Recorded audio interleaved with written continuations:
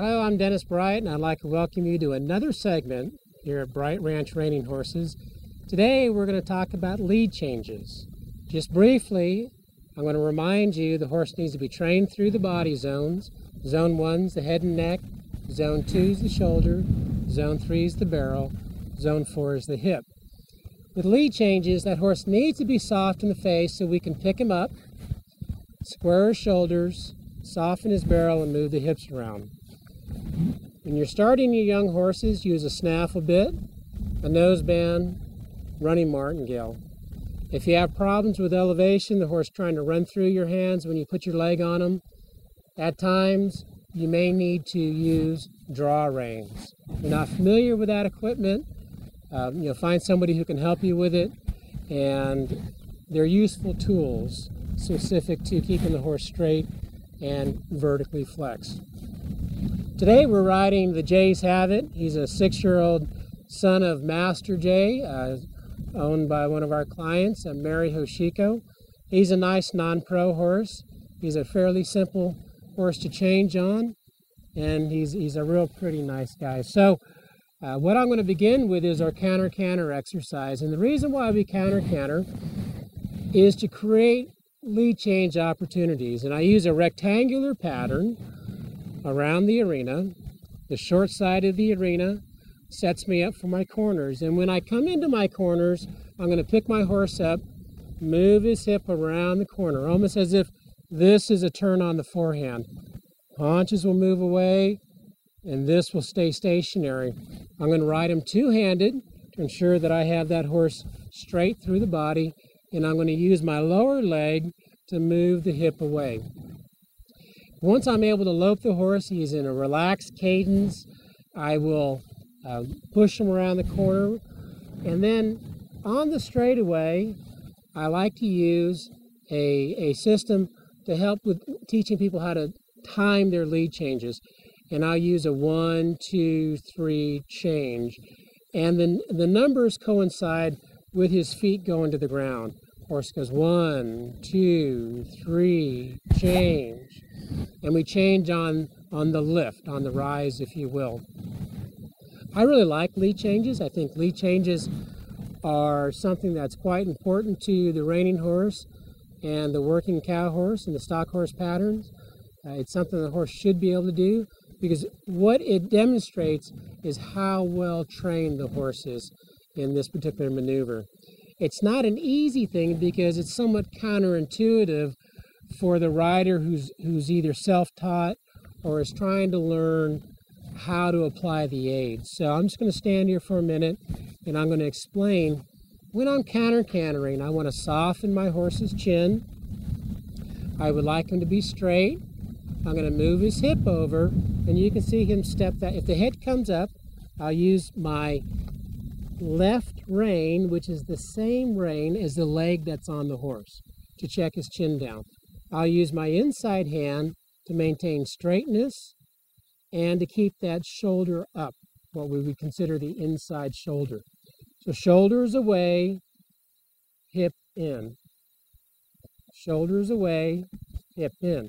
Now, if you can get a horse to walk around like this, there's a pretty good chance that he's ready to start on his lead changes. Let me lope off here, and I'm going to just go ahead and put him into a counter-canter, and then I'm going to change a couple directions, a couple times both ways. When I'm loping my horse, I'm just trying to keep his chin soft. Right here, I'm going to lift my hands, drawing towards my waist. Bringing my leg back. I don't want to scare him with my leg. I just want to make sure that he's moving away from it. You can see he's loping on the right lead, and I'm keeping him straight and collected.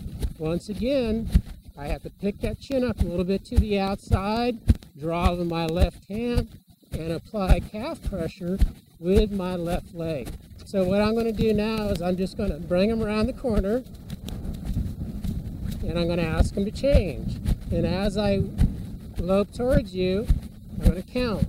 1, 2, 3, change. So that's the change that happens with you when you're in time. Now, what I'm going to do is drop to a walk, And I'm going to reward my horse, tell him, good boy, because he gave me a nice change. He didn't speed up. He stayed soft in my hand. Now I'm just going to let him walk on a loose rein. And again, when he does the maneuver correctly, I will just release pressure and let him relax. If he doesn't change, all I would do is I would hold my leg on the side that I want, my cue leg. And if he doesn't change, I just release it and I just keep him on his counter. So now I'm going to change direction. And I'm going to softly pick my hands up. And again, I'm going to counter on the left lead. So we're just going to walk him into his face. And again, what I'm looking for here is I don't want him to lift his head up when I want to lope off. So I'm going to bump his chin down. And then when he stays soft and he moves his hip away from my right leg, I'm going to go ahead and lope. Now, I'm going right into my corner. So that's a pretty good shot right there. Now watch his hip as I square his shoulders up. Move his hip away.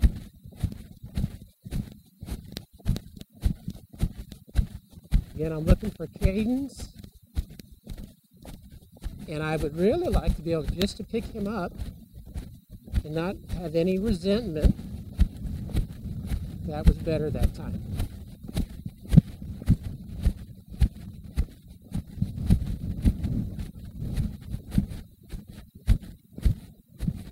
It was very nice and soft. Collective. Okay, so here we go again. 1, 2, 3, change. And he stays straight. And I'm just going to let him drop to a walk. And he did a really nice job for me. Again, we're going to pet him and reward him. Well, I hope you enjoyed our segment on lead changes here today. I just want to encourage you to keep watching. We have another segment coming up soon. Today, the focus was on lead changes. So if you have any other questions or areas where you'd like some help, give us an email and we'll be sure to read everything that comes in. If we could help you in any way, we're happy to do so. I'm Dennis Bright, and again, thank you for watching another segment of Bright Ranch Training Horses.